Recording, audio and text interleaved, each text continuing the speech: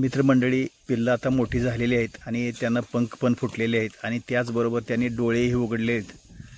तर अशी ही पिल्लं हळूहळू मोठी होत आहेत आणि त्याचे आई वडील जवळ आलेले आहेत. त्यांचा आवाज मला यायला लागलेला आहे. ठिकाणी आई वडील दोन्ही आलेले आहेत आणि इथं बसून आवाज देत आहेत. पिल्लांच्यासाठी आई वडील दोघंही जोडीनं काळजी घेत आहेत. मित्रमंडळी नमस्कार.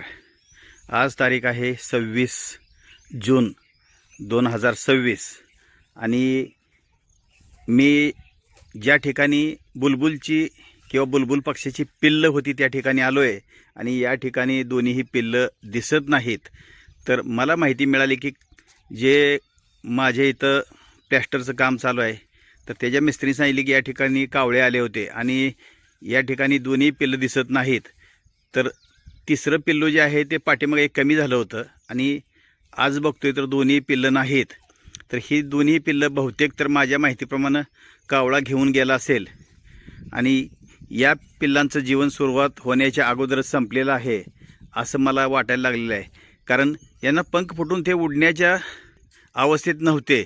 मग ही पिल्लं गेली कुठं?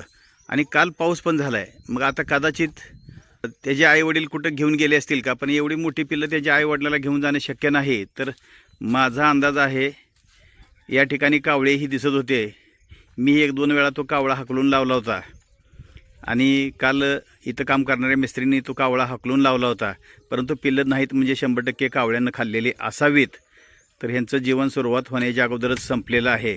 तर निसर्गाच्या विरोधात आपण काही करू शकत नाही किंवा जाऊ शकत नाही. परत एकदा याच गोष्टी सिद्ध होत आहेत.